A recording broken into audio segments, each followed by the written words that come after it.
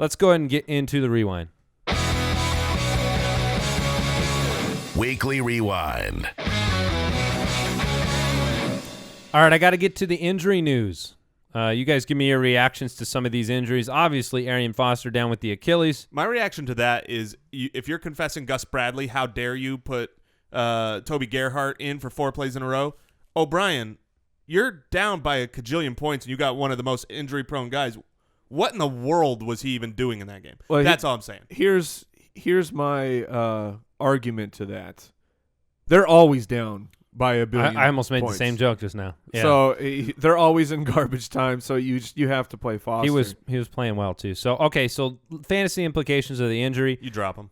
Well, yeah, I know you drop Arian Foster Stash him, unless just you're in in a case. dynasty, in which case you probably still drop him. He's a quick healer. But I would put him on your.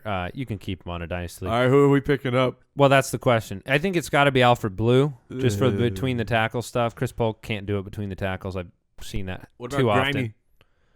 No, Grimy? Grimes, no. Grimy, yeah.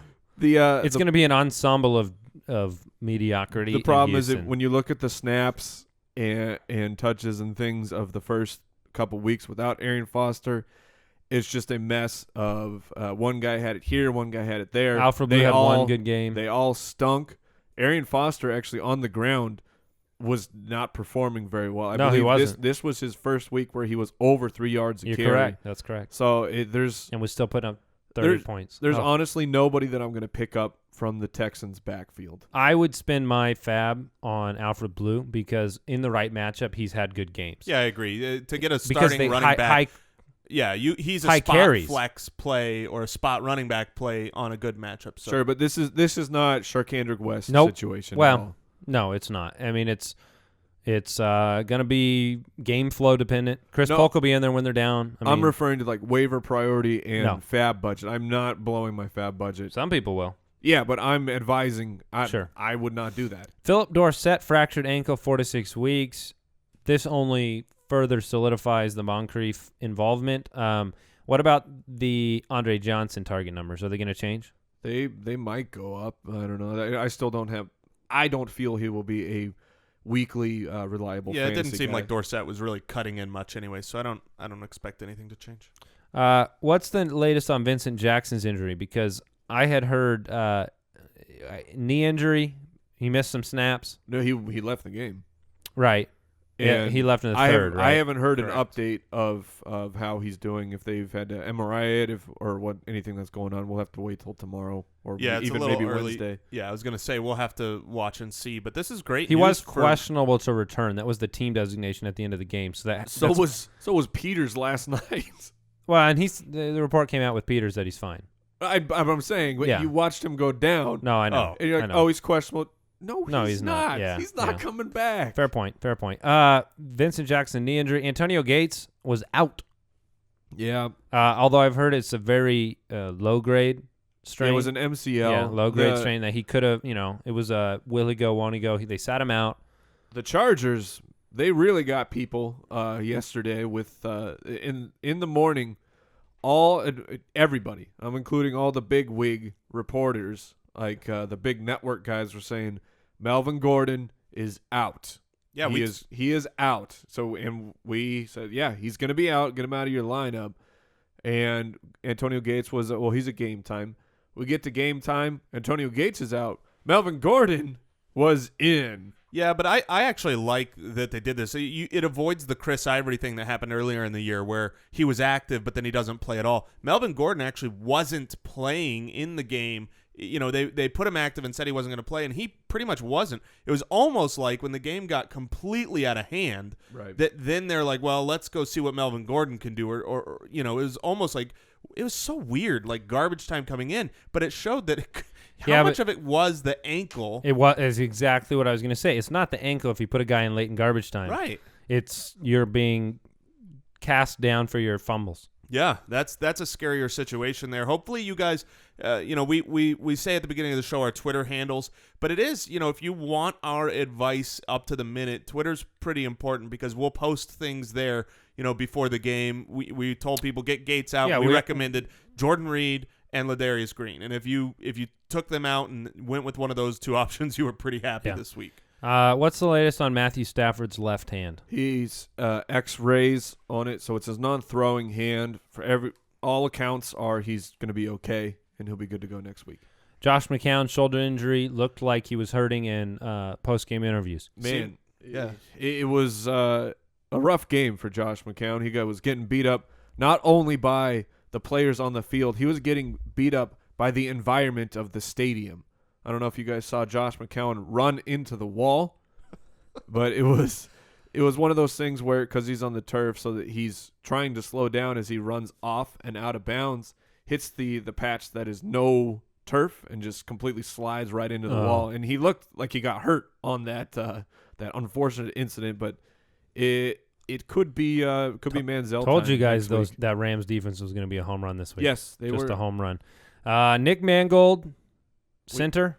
Yeah.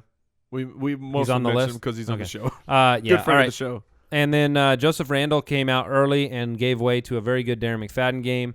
Randle hurt his kind of like, what was it, like an oblique kind of back injury? Yeah. And then Dion Lewis and Jeremy Maclin both missed. They were both kind of surprise inactives. Maclin was cleared. They held him out as a precaution, which, I thought was ridiculous as a 1-4 team, but then they won. So, okay, I'm wrong on that. Dion Lewis, he was out. This caused problems for fantasy owners.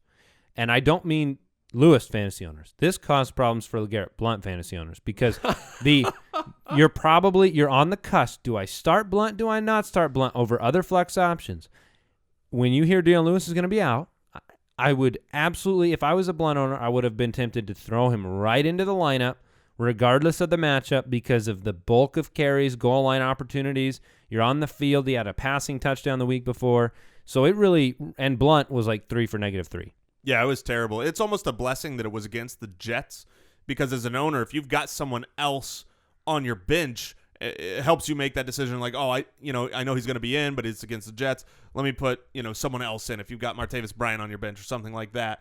I think it was good that it was against the Jets to get him out. We recommended not starting Blount. In fact, last week the two guys that Andy, you asked us who are we worried about in that Patriots game. You said Dion Lewis because of the injury, and I said LeGarrette Blount because of the matchup. So, and speaking to the Joseph Randle injury, we saw the reins.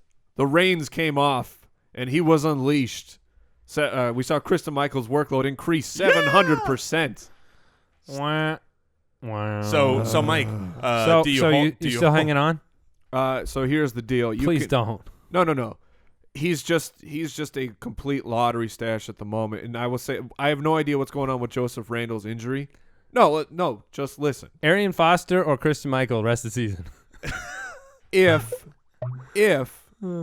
Randle is going to miss time and the Cowboys have to rely on Darren McFadden, then I won't drop him. The amount of conditionals in Christine Michael's career to become a good player is mounting. It is mounting. I'm not just going to throw him away. Because I would absolutely throw him away. If you have Christian Michael, I'd rather have Alfred Blue all day long. If I can, I agree. I would. Okay. That's saying I'm not going to just grab some guy off waivers who I think is a bum. But if there's someone who's going to get playtime, I would grab him. If I can be a tiebreaker here.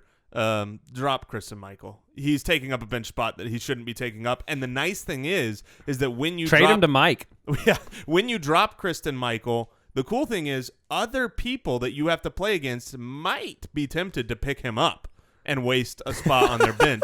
So that's really nice. You know who he reminds me of both as a person and a runner? Chris Polk, and that's about as high as I'll go. He looks like Chris Polk. He acts like Chris Polk off the field. What's wrong with Chris Polk? Nothing. I'm just saying here's the Chris difference. Polk's a nice guy. No, I'm not saying anything bad about. What's his shrimp and rice? Yes, like that. What chicken and shrimp? Chicken and shrimp. Chicken and shrimp. Yeah, I'm just saying he seems. Here's why I say that. It's not a knock on either guy, but it's a juxtaposition against Darren McFadden, the vet who comes in and plays with the game plan that the Cowboys had. He's not relying on any kind of I'm just going to run hard and run fast and try to run through guys. He was trying to, go with the game flow, and it worked. And so if you're the Cowboys, if it wasn't for that, false start, the Cowboys were just going to run the ball 70 times on that last drive and get down there. But the false start made it to where they were in a down and distance where they couldn't run, and, Castle just couldn't. So before we